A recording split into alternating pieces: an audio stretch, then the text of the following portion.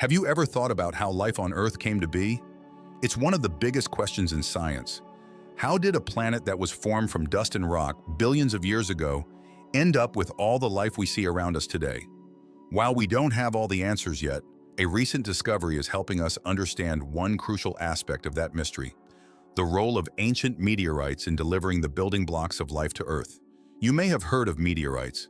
These chunks of rock and metal have been hitting Earth for billions of years.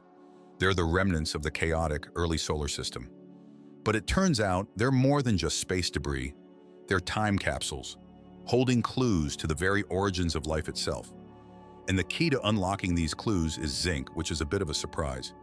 Researchers from the University of Cambridge and Imperial College London have been studying the chemical fingerprints of zinc found in meteorites, and their findings could well change the way we think about life on Earth.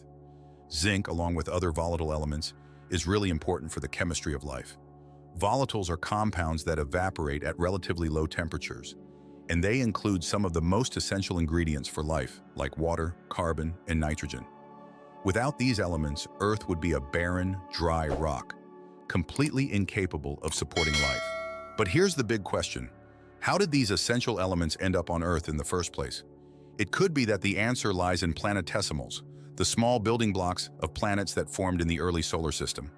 These planetesimals were created through a process called accretion, where dust and particles gradually stuck together, forming larger and larger objects. Gradually, these planetesimals collided and merged, eventually forming the planets we know today, including Earth. However, not all planetesimals were the same. The first planetesimals to form in the solar system, about 4 million years ago, were exposed to high levels of radioactivity. This radioactive decay generated a lot of heat, which caused the planetesimals to melt. As a result, they lost a lot of their volatile content, including elements like zinc. Some planetesimals formed later, after most of the radioactive material had decayed. The later planetesimals didn't melt, so they kept a higher proportion of volatiles. It's important to understand the difference between melted and unmelted planetesimals if we want to grasp how Earth got its volatiles, and by extension, how it became a planet capable of supporting life. The researchers found that while the melted planetesimals made up most of Earth's mass, they only delivered a small fraction of its volatiles, including zinc. Most of Earth's zinc, and therefore most of its volatile elements, came from these later unmelted planetesimals. So, why is zinc so important? Scientists call zinc a proxy element. By looking at the amount of zinc in meteorites, researchers can figure out whether other volatile elements, like water and carbon, are there too. These are essential for life. Put simply, zinc acts as a kind of fingerprint, allowing scientists to trace the origins of Earth's volatile elements and figure out where they came from. The researchers looked at a big sample of meteorites, which came from different types of planetesimals, and measured the specific isotopes of zinc in them. By comparing these isotopes to the zinc found on Earth, they were able to trace the sources of Earth's volatiles back to their original planetesimals. What they found was really interesting. It seems that about half of the zinc on Earth came from planetesimals that formed beyond Jupiter, in the outer reaches of the solar system. The other half came from planetesimals that formed much closer to Earth. This is a really significant finding because it suggests that Earth's volatiles, and by extension, the building blocks of life, came from a much wider area of the solar system than we previously thought.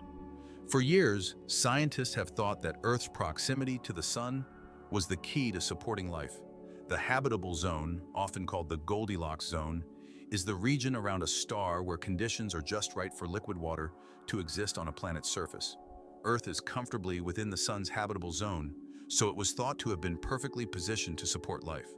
But this new research suggests otherwise. It seems that being in the right place might not be enough. Even if a planet is in the right place, it might not have the right materials to support life, unless it gets lucky and gets the necessary volatiles from sources like meteorites.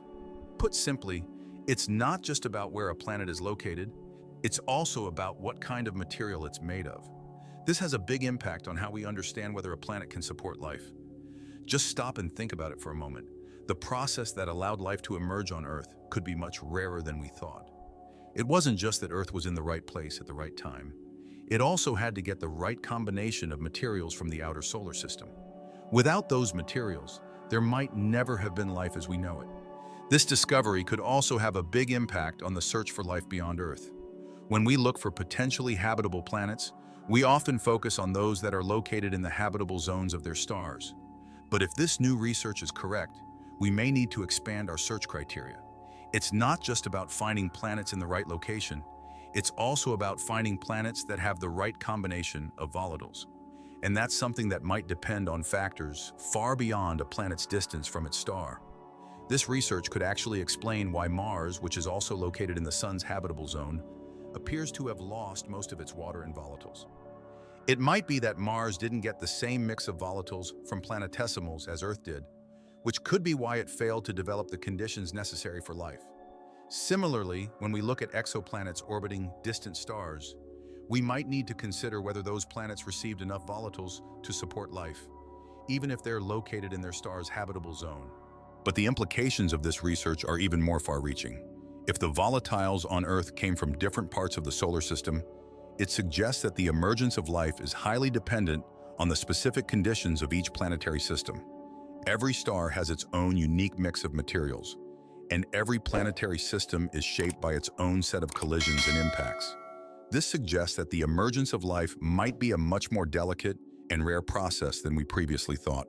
It also raises the possibility that life could emerge in very different ways in other parts of the universe. If other planetary systems have different mixes of volatiles, the chemistry of life on those planets could be completely different from what we see on Earth.